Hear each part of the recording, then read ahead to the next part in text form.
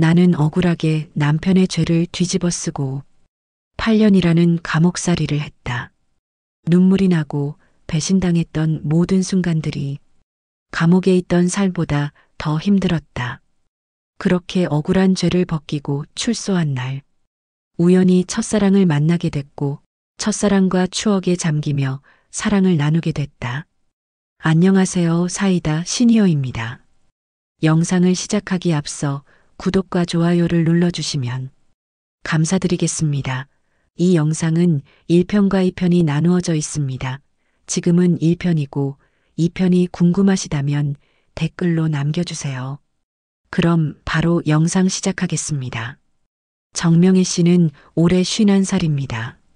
지금은 조용한 동네에서 평범한 카페를 운영하며 사람들과 웃으며 인사를 나누는 그녀지만 불과 몇 해 전까지만 해도 그녀의 이름 앞에는 무겁고도 억울한 꼬리표가 붙어 있었습니다. 정명희 씨는 살인자라는 이름으로 8년이라는 시간을 감옥 안에서 보내야 했습니다. 그것도 자신이 저지르지도 않은 죄로 말이죠.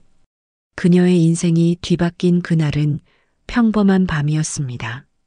남편 김상우 씨와 함께 집 근처 식당에서 저녁을 먹기로 하고 차를 타고 이동하던 길이었습니다. 밤 8시쯤 어두운 도로를 달리던 중 갑자기 눈앞에 튀어나온 그림자 하나. 브레이크 소리와 함께 무언가가 차에 부딪히는 둔탁한 충격이 느껴졌습니다.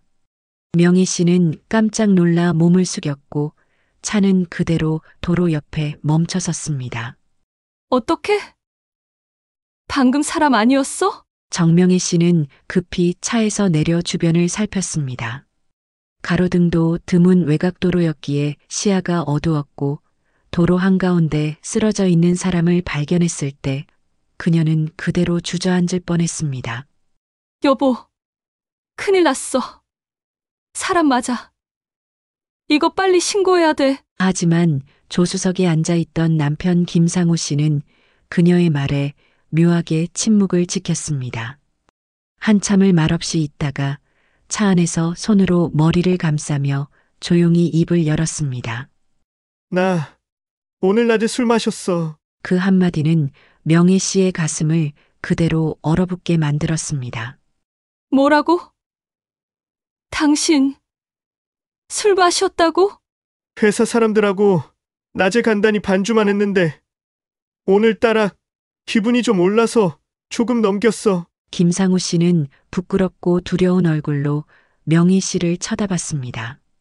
그리고 이어지는 말은 명희 씨의 인생을 완전히 뒤틀리게 만들었습니다. 여보 미안한데 이번 일 당신이 했다고 하면 안 될까? 뭐? 지금 무슨 말 하는 거야? 제발 단 한 번만 부탁이야. 당신이 했다고 자수하면 내가 사업 다 정리해서 당신 나오는 날 맞이하게. 지금 우리 회사 진짜 중요한 계약 앞두고 있어. 이거 무너지면 우리 애들까지 다 끝장이야. 김상우 씨는 이미 성공한 중견 가구 제조업체의 대표였습니다. 최근엔 대형 마트와의 계약까지 눈앞에 두고 있었고 투자자와 언론도 그의 회사를 주목하고 있던 시기였습니다. 명희 씨는 머릿속이 새하얘졌습니다. 눈앞에는 쓰러진 사람이 있었고 남편은 술을 마신 채 운전대를 잡고 있었습니다. 무엇보다 지금 이 순간을 신고하지 않으면 더 큰 문제가 될 수도 있었습니다. 하지만 남편의 애원은 너무나 절박했습니다. 명희야 당신밖에 없어. 애들 생각 좀 해줘. 내가 진짜 절대 잊지 않을게. 당신 나오면 우리 인생 진짜 다시 시작하자. 정명희 씨는 결국 남편의 부탁을 받아들이기로 결심했습니다. 상황상 가진 것이 없는 자기가 감옥에 가는 게 맞다고 생각했습니다.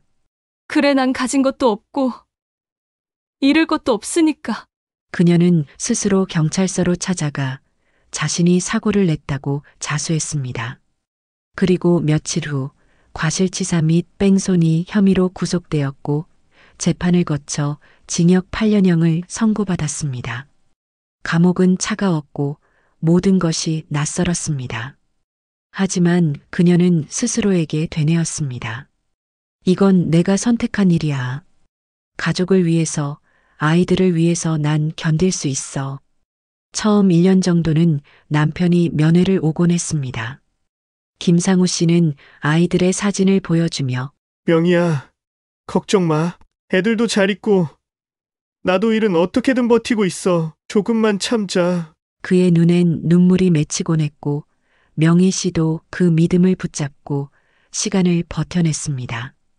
하지만 3년쯤 지났을 무렵부터 남편은 점점 연락이 뜸해지기 시작했습니다. 면회도 오지 않았고 간간히 들어오던 편지조차 끊겼습니다. 자녀들 역시 한 번도 찾아오지 않았습니다. 명희 씨는 매일 교도소의 벽을 바라보며 자책했습니다. 내가 범죄자라서 아이들이 실망했나? 아니면 나를 진짜 죄인이라고 믿는 걸까? 어느 날 교도소 생활로 친해진 같은 방 친구가 조용히 말했습니다. 명희 언니, 혹시 남편 쪽에 뭔 일 있는 거 아냐? 아무리 그래도 이렇게 발길을 끊는 건 이상해. 그 말이 심장을 찔렀습니다. 그녀는 참아왔던 의심을 인정해야겠다는 생각이 들었습니다. 며칠 후 그녀는 어렵게 면회온 고등학교 후배 선영에게 간곡히 부탁했습니다. 선영아, 미안한데 우리 집 근처 좀 가볼 수 있을까? 상우가 이상해. 애들도 면회를 안 오고. 선영은 걱정스러운 얼굴로 고개를 끄덕였습니다. 알겠어. 내가 알아볼게. 언니는 너무 걱정하지 마. 며칠 뒤 선영은 다시 면회를 왔고 그녀의 얼굴에는 심각한 표정이 가득했습니다. 며칠 뒤 정명애 씨의 고등학교 친구 선영 씨가 다시 면회를 왔을 때 그녀의 얼굴엔 처음 보는 복잡한 감정이 가득했습니다. 놀람, 분노, 혐오, 그리고 안쓰러움까지. 언니, 나 며칠 동안 언니네 근처 계속 맴돌았거든? 진짜 조심스럽게 괜히 괴로운 얘기만 해줄까봐 걱정도 됐고. 정명희 씨는 조용히 손을 맞잡았습니다. 괜찮아. 다 말해줘. 듣고 싶어. 선영은 깊게 한숨을 쉬고 조용히 말을 이었습니다. 언니네 집 예전 그 3층짜리 단독주택 거기 아직 그대로더라. 내가 일부러 앞 가게에서 몇 시간 앉아서 관찰했어. 근데 그녀는 고개를 숙이다가 다시 들며 힘겹게 말을 꺼냈습니다. 그 인간 상우 씨 요즘 완전 딴 사람 같아. 정장도 벗고 반팔 반바지에 슬리퍼 질질 끌고 다니더라. 근데 혼자가 아니었어. 정명희 씨의 손끝이 살짝 떨렸습니다. 누구랑 있었는데? 젊은 여자야. 딱 봐도 20 중반. 아무리 봐도 30은 안 넘어 보여. 그 여자랑 손잡고 장 보러 다니고 언니 집 현관 열고 들어가더라. 정명희 씨는 차마 말을 잇지 못했습니다. 그 여자 언니네 마당에서 빨래 널고 있었어. 상우 씨는 그 뒤에서 그 여자를 끌어안더라. 내가 눈을 의심했어. 언니, 내 남편이랑 내 집에서 딴 여자가 그걸. 선영은 치밀어 오르는 분노를 꾹 눌렀습니다. 내가 더 열받은 건 그 인간이 그 여자랑 나눈 대화였어. 정명희 씨가 조심스럽게 물었습니다. 무슨 말을 했는데? 선영은 그날 들었던 장면을 곱씹듯 조용히 그러나 생생하게 읊었습니다. 자기야, 이 옷 어때? 좀 짧지 않아? 짧은 게 뭐 어때? 넌 예쁘니까 다 잘 어울려. 근데 자기 나 여기 계속 살아도 되는 거 맞지? 그럼 여긴 이제 우리 집이야. 원래 주인은 어딘가 갔잖아? 진짜 자기 너무 멋있어. 나 엄마 없이 살아서 이렇게 집 있는 것도 꿈만 같아. 그래서 내가 자기 인생 바꿔주잖아. 우리 이제 완전 새 출발이야. 근데 애들 말이야 나한테 엄마라고 안 불러. 가끔씩 나만 피하는 것 같기도 하고. 그거야 뭐 좀 더 시간이 필요하지. 걔들 엄마도 이제 없는데 점점 익숙해질 거야. 선영은 이를 악물었습니다. 언니, 내가 진짜 피가 거꾸로 솟는 줄 알았어. 애들이 걔한테 엄마라고 부른대. 아마 강요당하고 있는 거야. 정명희 씨는 고개를 들지 못했습니다. 눈앞이 흐려졌습니다. 그 집은 자신이 20년 넘게 가족과 살아온 보금자리였고 그 남자는 자신의 모든 걸 걸고 믿었던 사람이었습니다. 내가 뭘 위해 감옥에 있지? 작은 독백처럼 흘러나온 말에 선영은 단단한 목소리로 말했습니다. 언니, 절대 무너지지 마. 나랑 같이 방법을 찾자. 이대로 끝낼 수 없어. 정명희 씨는 조용히 고개를 끄덕였습니다. 이제는 무언가를 해야 했습니다. 아니, 반드시 해야만 했습니다. 그로부터 며칠 뒤 선영은 조심스럽게 정명희 씨의 자녀 중 학생이었던 큰아들 주연과 막내딸 주은을 만났습니다. 정명희 씨는 면회 때 선영에게 부탁했습니다. 우리 애들 혹시 만날 수 있으면 제발 내 말 좀 전해줘. 나 너무 보고 싶다고. 엄마가 나쁜 사람 아니라는 거 꼭 좀 말해줘. 선영은 학교 근처에서 아이들을 지켜봤습니다. 그리고 며칠 뒤 우연히 주은이가 혼자 학원에서 나오는 걸 발견하고 조심스레 말을 걸었습니다. 저기 주은이 맞니? 네. 누구세요? 나는 너희 엄마 친구야. 아주 친한 친구. 선희 이모라고 혹시 들어본 적 있어? 주은이의 눈이 순간 흔들렸습니다. 그녀는 조심스럽게 고개를 끄덕였습니다. 엄마 친구 맞아요? 응, 맞아. 너희 엄마 많이 보고 싶어 해. 매일매일. 주연이도 괜찮지? 그 말을 들은 주은이의 눈가에 순간 눈물이 맺혔습니다. 곧이어 고개를 푹 숙이며 조용히 중얼거렸습니다. 엄마 나쁜 사람 아니죠? 아빠는 맨날 엄마 얘기 꺼내지도 말라고 해서. 선영은 아이를 껴안았습니다. 아니야. 너희 엄마는 절대 나쁜 사람 아니야. 아주 착하고 따뜻한 사람이야. 그 누구보다 널 사랑해. 그날 아이들과 햄버거를 나눠 먹으며 조심스럽게 입을 열었습니다. 주은아, 주연아, 이모가 갑자기 이런 얘기해서 미안한데 혹시 새엄마가 너희한테 뭐 나쁘게 대하거나 화내거나 그런 적 있어? 둘은 동시에 고개를 떨궜습니다. 나 말하면 안 되는 줄 알았어요. 누가 그렇게 말했어? 주연이가 조용히 중얼거렸습니다.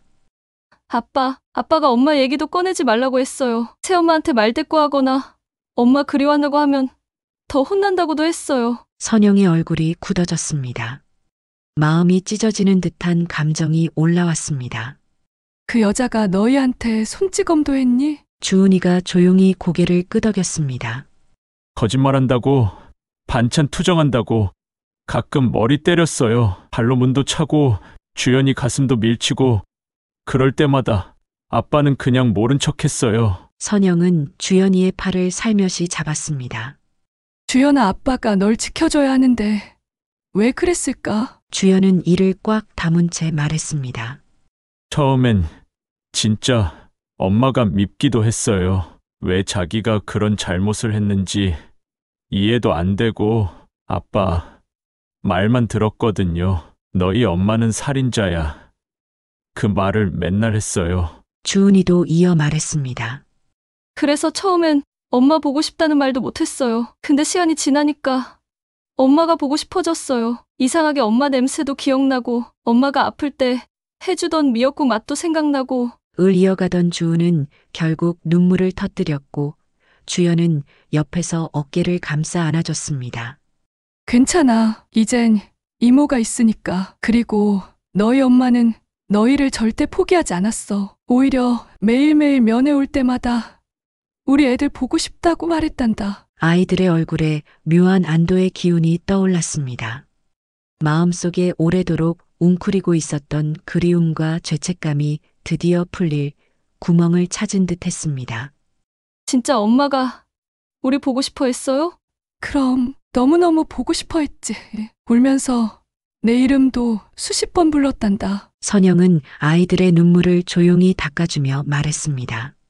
정명희 씨가 수감되기 전 날 숨겨뒀던 USB에 대한 이야기를 아이들에게 전했습니다. 너희 엄마가 그날 아빠가 운전했던 블랙박스 영상을 몰래 USB에 담아 서재, 책상 서랍 깊숙이 숨겨뒀대. 혹시라도 무슨 일이 생길까봐. 주연이는 조용히 대답했습니다. 서재 서랍 그거 아직 그대로 있어요. 아빠가 요즘 잘 안 들어가는 방이기도 하고. 그래? 그럼 우리 같이 한번 찾아보자. 엄마를 위해서. 그날 밤 아이들은 몰래 USB를 찾아냈고 다음날 선영을 통해 정명희 씨에게 전해졌습니다. 정명희 씨는 그 USB를 손에 쥐고 말없이 눈을 감았습니다. 이제 진실을 바로잡을 시간이었습니다. 선영은 이를 악물었습니다. 그날 밤 아이들은 집에 돌아가자마자 선영이 알려준 서재로 조심스레 들어갔습니다. 낡은 책장과 서랍을 하나하나 뒤지다가 주연이가 조용히 손을 뻗어 가장 아래 서랍을 열었습니다. 여기 무슨 USB 있어요. 먼지 뒤집어 쓴 채로. 선영은 다음날 USB를 손에 넣었고 드디어 그것을 통해 진실을 세상에 꺼낼 준비를 마쳤습니다. 그 순간부터 정명희 씨의 인생은 서서히 그러나 강력하게 반전을 향해 움직이기 시작했습니다. 재심 청구가 받아들여지기까지는 꽤 오랜 시간이 걸렸습니다. 하지만 다행히도 USB에 담긴 블랙박스 영상은 분명한 물증이었고 사연자의 결백을 입증할 수 있는 핵심 증거로서 충분한 자격이 있었습니다. 선영은 발벗고 나서서 변호사 사무실을 이끌었고 마침내 정명희 씨는 억울한 8년을 뒤엎을 수 있는 자리에 섰습니다. 서울지방법원 6호 법정. 재판이 열리는 날 명희 씨는 구석 자리에 조용히 앉아 있었습니다. 하지만 그녀의 손은 조용히 떨리고 있었고 심장은 고막을 찢을 듯한 속도로 뛰고 있었습니다. 그때 문이 열리며 남편 그리고 그 옆에 선 그 여자. 남편과 함께 살림을 차렸던 여자였습니다. 남편이 증인석에 앉기 전 명희 씨를 향해 짧게 눈을 흘겨보았습니다. 그 눈빛에는 죄책감이라곤 전혀 느껴지지 않았습니다. 재판장이 조용히 말했습니다. 증인, 성함 말씀하십시오. 박성태입니다. 증인은 8년 전 음주운전 사고 당시 차량을 직접 운전한 인물이 누구라고 생각합니까? 그때 제 아내 정명희 씨가 운전했습니다. 법정 안은 조용해졌습니다. 그 순간 사연자 측 변호사가 바로 일어섰습니다. 판사님, 앞서 제출된 증거 영상 확인 요청드립니다. 증거번호 3번, 사건 당일 차량 블랙박스 영상입니다. 곧이어 영상이 재생되었습니다. 영상 속에는 명희 씨가 조수석에 앉아 있었고 운전대를 잡고 있는 건 바로 남편 박성태였습니다. 그리고 운전 중 고개를 내젓으며 혼잣말하듯 말하는 장면이 분명히 찍혀 있었습니다. 젠장, 낮에 한두 잔 마셨다고 이렇게 되는 거냐?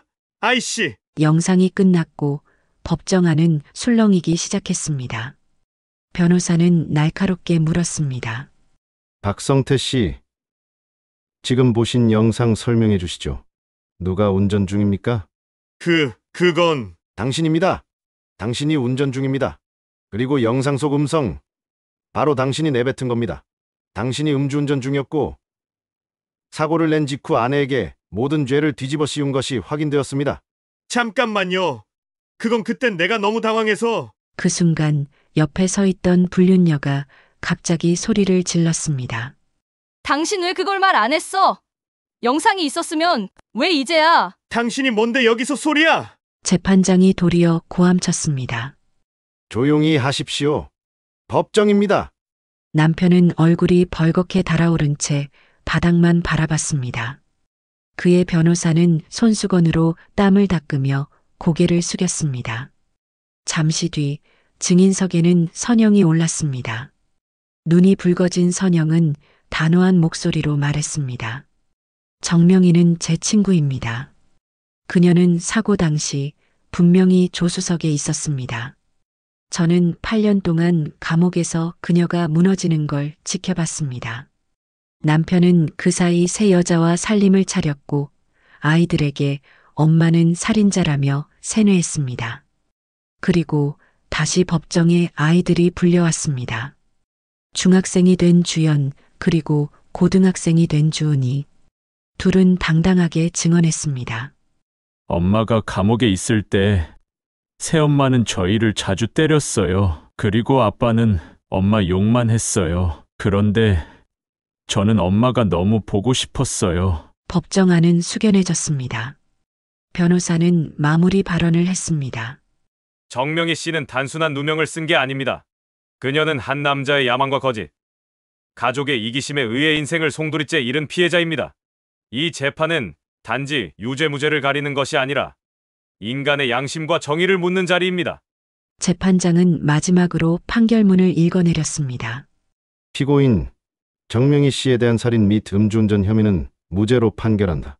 본법원은 정명희 씨에게 모든 명예를 회복할 수 있는 조치를 취할 것이며 박성태에게는 위증과 허위 자백종응 혐의로 별도 기소를 요청한다. 그날 정명희 씨는 판결을 들으며 고개를 숙이고 눈물을 흘렸습니다.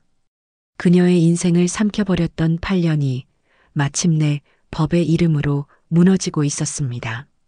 정명희 씨는 그날 법정에서 내려오는 계단에 발을 디디는 순간 모든 세상이 멈춘 듯한 기분을 느꼈습니다. 판결문이 손에 들려 있었고 무죄라는 글자가 마치 종이에 적힌 단어가 아니라 명희 씨의 심장 깊숙이 새겨진 문장처럼 느껴졌습니다. 8패. 너무도 긴 시간이었습니다. 억울한 누명을 벗기 위해 얼마나 많은 눈물을 흘렸는지, 얼마나 많은 밤을 오열로 지새웠는지 말로 설명할 수 없을 만큼 고통스러운 세월이었습니다. 출소를 하던 날 명희 씨는 마중 나와 있던 친구 품에 안겨 한참을 울었습니다. 다 끝났어. 언니, 드디어 끝났어. 친구는 끝까지 그녀의 편이 되어 주었던 단 한 사람이었습니다. 아들과 딸도 다시 품에 안겼고 누명을 벗는데 결정적인 역할을 한 USB를 찾아준 것도 결국 아이들이었습니다. 엄마, 정말 미안해. 아빠가 엄마는 나쁜 사람이라고 해서. 그래서 난 엄마가 정말 그런 줄 알고. 중학생이었던 아들과 딸은 그때 너무 어렸고 새엄마의 억압과 폭력 속에서도 엄마가 살아있다는 희망을 품고 있었습니다. 그렇게 모든 진실이 밝혀지고 명희 씨는 사회로 다시 나올 수 있었습니다. 하지만 마음 한구석에는 여전히 깊은 공허함이 남아 있었죠. 자유는 얻었지만 잃어버린 시간은 되돌릴 수 없었습니다. 그러던 어느 날 검찰청에서 출소 관련 문서를 마무리하려고 방문한 자리에서 누군가 그녀를 불렀습니다. 혹시 정명희 씨 맞으시죠? 명희 씨는 고개를 돌렸습니다. 낯익은 눈빛, 어딘가 모르게 익숙한 음성이었습니다. 그녀는 순간적으로 멈춰섰고 그 사람도 미소를 지은 채 그대로 서 있었습니다. 나 기억 안 나요? 중학교 2학년 때 같은 반이었는데 명희 씨의 눈이 커졌습니다. 순간 숨이 멎는 것 같았습니다. 석현. 맞다. 하석현. 정명희 씨의 심장이 쿵 하고 내려앉았습니다. 수십 년 전 14살 소녀였던 명희의 마음을 두근거리게 했던 바로 그 사람. 서로에게 첫사랑이었지만 세월에 밀려 멀어질 수밖에 없었던 그 시절의 하석현이 눈앞에 있었습니다. 와, 너무 놀랐어. 어떻게 여기에. 사실 나 이번 사건 담당 검사였어. 직접 맞진 않았지만 기록은 다 보고 있었어. 이름 보고 혹시 그 명의일까 했는데 둘은 그날 근처 카페에서 따뜻한 커피를 마시며 수십 년의 공백을 조금씩 메워나갔습니다. 중학교 때 너 책상 서랍에 편지 넣은 거 나 아직도 기억나. 정말? 그거 기억하는 사람이 있다니 민망하다. 그때 너만 보면 얼굴이 빨개져서 고개도 못 들었어. 나는 그저 내 옆자리에 앉아 있는 것만으로도 설렜어. 대화는 점점 깊어졌고 잊고 있던 추억들이 조각조각 떠올랐습니다. 중학생 시절 둘은 아침마다 같은 정류장에서 버스를 탔고 운동장에서 피구를 할 때 일부러 같은 팀이 되려고 했던 일들, 교실 뒤편에 앉아 서로 눈을 마주치며 웃었던 소중한 순간들이 되살아났습니다. 그때 너 학급 대표였잖아. 반장 하석현.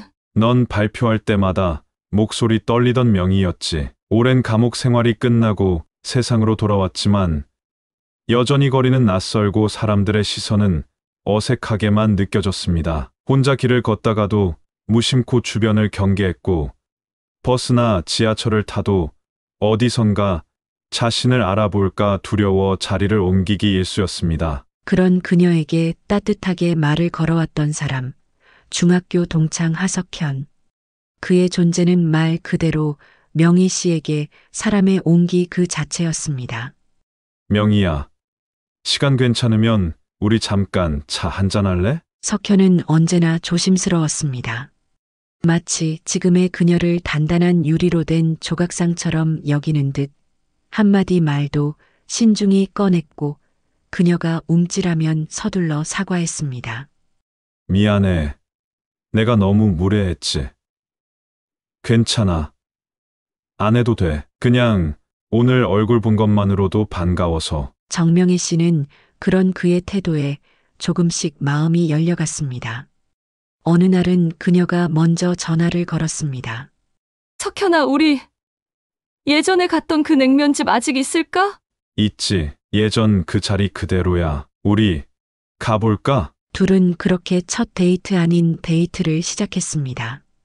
낡은 간판과 노포 특유의 냄새가 가득한 가게 안 자리에 앉자마자 석현은 웃으며 말했습니다. 너 여기서 내 반찬 몰래 가져다 먹었잖아. 내가? 언제? 둘은 자연스럽게 웃음을 터뜨렸고 그 웃음은 오래 묵은 안개처럼 마음을 걷어냈습니다. 이후에도 둘은 자주 만났습니다. 날씨 좋은 날엔 한강변을 걷고 비 오는 날엔 조용한 찻집에서 함께 창밖을 바라보며 시간을 보냈습니다. 명희야, 너가 없었던 시간 동안 나 참 많이 생각했어. 그 사건 기사 처음 봤을 때 너무 놀랐고 마음이 무너졌어. 석현은 조용히 명희 씨의 손을 잡았습니다.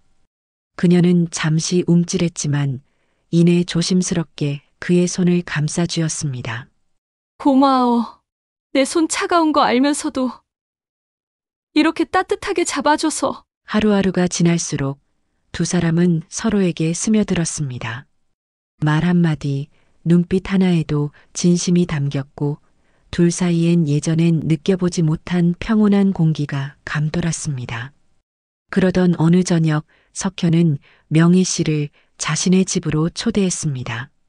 오늘 저녁 내가 직접 준비했어. 너만을 위해서. 정갈하게 차려진 식탁 위엔 석현이 직접 만든 음식들이 놓여 있었고 은은한 조명 아래 명희 씨는 눈시울이 붉어졌습니다.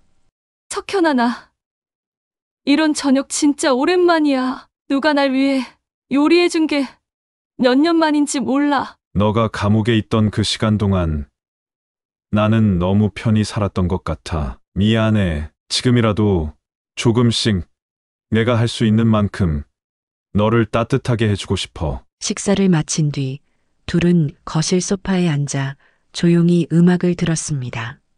세상 모든 소리가 사라진 듯 조용한 공기 속에서 석현은 그녀를 바라보았습니다. 명희야, 너 정말 예뻐. 무슨 소리야. 나 이제 50이 넘었는데. 나는 아직도 내 눈빛에 설레. 중학교 때 그때처럼. 그 순간 석현은 천천히 다가와 그녀의 볼에 입을 맞췄습니다. 정명희 씨는 가만히 눈을 감았습니다. 오랜 세월 얼어붙은 듯한 그녀의 감정이 그 한 번의 입맞춤에 스르륵 녹아내리는 듯 했습니다. 둘은 말없이 서로를 끌어안았고 석현은 그녀의 귀에 조용히 속삭였습니다. 괜찮아. 무섭지 않아. 우리 천천히 조금씩 가까워지자. 그날 밤 명희 씨는 처음으로 자신이 한 여자로서 다시 살아있다는 걸 느꼈습니다. 조심스럽게 서로의 단추를 풀어주며 셔츠가 벗겨질 때마다 마음의 갑옷도 함께 벗겨졌습니다. 침대 위에서 둘은 한없이 서로를 바라보았습니다. 급하지 않았습니다. 마치 오랜 기다림 끝에 도착한 여행지처럼 하나하나 천천히 서로를 느껴갔습니다. 명희야, 너를 이렇게 품에 안는 날이 올 줄 몰랐어. 석현아, 나도 이런 따뜻한 사랑을 다시 할 수 있을 거라 생각 못했어. 그날의 사랑은 욕망이 아닌 치유였습니다. 상처를 보듬고 추억을 꺼내며 서로의 시간과 고통을 껴안는 깊은 교감이었습니다. 그 후로 두 사람은 자주 함께 잠이 들었고 아침이면 서로에게 커피를 내려주며 소소한 일상을 나누었습니다. 정명희 씨는 어느 날 커피잔을 들고 창밖을 보며 조용히 말했습니다. 나는 너랑 이렇게 평범하게 늙어가고 싶어. 석현은 그녀의 허리를 감싸 안으며 대답했습니다. 나도 그게 내 마지막 바람이야. 그날 이후 정명희 씨와 석현 씨는 사실상 함께 살다시피 했습니다. 법적인 절차는 차차 밟기로 하고 먼저 서로의 일상 속에 자연스럽게 스며들기로 한 겁니다. 매일 아침 석현 씨가 내린 진한 커피 향으로 하루를 시작하고 저녁이면 둘이 나란히 앉아 뉴스 보며 소소한 이야기를 나누는 일상이 반복됐습니다. 어느 날 석현 씨가 조심스럽게 물었습니다. 명희야, 나 내가 괜찮다면, 정말 괜찮다면 우리 정식으로 혼인신고하는 거 어때? 그래, 우리 이제 도망치지 말자. 내 인생 다시 시작할 수 있게 해줘서 고마워. 혼인신고를 마치고 돌아오는 길, 명희 씨는 눈시울을 붉혔습니다. 감옥에 들어갈 때만 해도 자신의 인생은 여기서 끝났다고 생각했습니다. 그런데 다시 누군가의 이름으로 살고 누군가의 아내로 불리게 될 줄은 꿈에도 몰랐습니다. 그 이름이 다름 아닌 첫사랑이라니. 그날 저녁 석현 씨는 명희 씨를 데리고 조용한 레스토랑으로 갔습니다. 예전부터 이곳은 프러포즈하기에 유명한 장소였죠. 테이블 위엔 촛불이 은은히 흔들리고 흘러나오는 재즈 선율 속에 두 사람은 마주 앉았습니다. 명희야, 이 반지 꼭 받아줬으면 해. 어릴 때는 내 손을 제대로 잡아보지도 못했는데 이제야 늦었지만 영원히 내 손 잡고 싶어. 명희 씨는 울컥하는 마음을 다잡으며 반지를 받았습니다. 손가락에 맞춰 끼워지는 그 반지는 단순한 금속이 아닌 상처받은 삶을 보듬어주는 약속처럼 느껴졌습니다. 며칠 후 명희 씨는 자신의 두 아이 이제는 훌쩍 자란 22살 은지와 20살 승우를 집으로 초대했습니다. 석현 씨와 결혼식을 올리기 전 반드시 아이들과 이야기해야 한다고 생각했던 겁니다. 처음에는 어색하고 무거운 분위기였습니다. 아들은 머리를 숙이고 있었고 딸은 계속 휴대폰만 만지작거렸습니다. 엄마 미안해. 사실 나도 엄마가 그런 일 저질렀다는 거 믿고 싶지 않았어. 그땐 아빠가 엄마 면회 가지 말라고 했어. 너희 엄마 사람 죽인 사람이야. 그러면서 우리한테 계속 새엄마랑 같이 있으라고 했고. 명희 씨는 조용히 아이들 앞에 무릎을 꿇었습니다. 괜찮아. 너희가 나를 오해한 거 원망하지 않아. 엄마가 감옥에 있었던 시간이 더 괴로웠던 건 너희 얼굴을 볼 수 없었기 때문이야. 명희 씨는 아이들을 품에 안았습니다. 세상 그 무엇보다 따뜻하고 간절한 포옹이었습니다. 그날 이후 아이들은 자주 명희 씨의 집을 찾기 시작했습니다. 처음엔 서먹하던 석현 씨와도 금세 가까워졌습니다. 승우는 삼촌이라 부르다 나중엔 아저씨, 아니 아버지라고 입에 붙이기 시작했고 은지는 석현 씨가 끓여준 미역국을 먹으며 엄마보다 더 맛있다며 웃어주었습니다.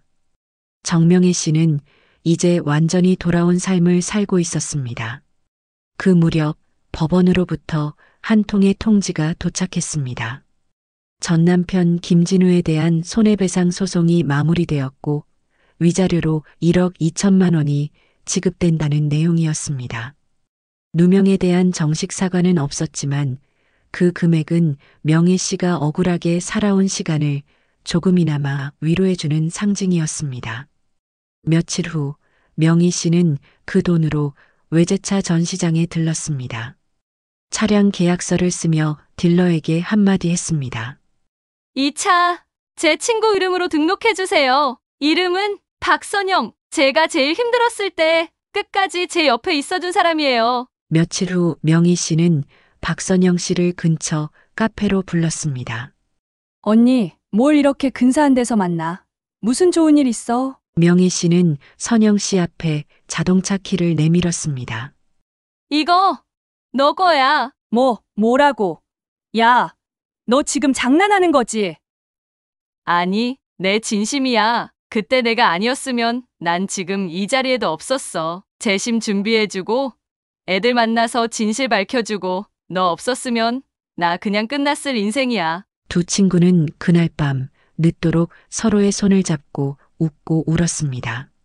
한 달 후 명희 씨와 석현 씨는 소규모 결혼식을 올렸습니다.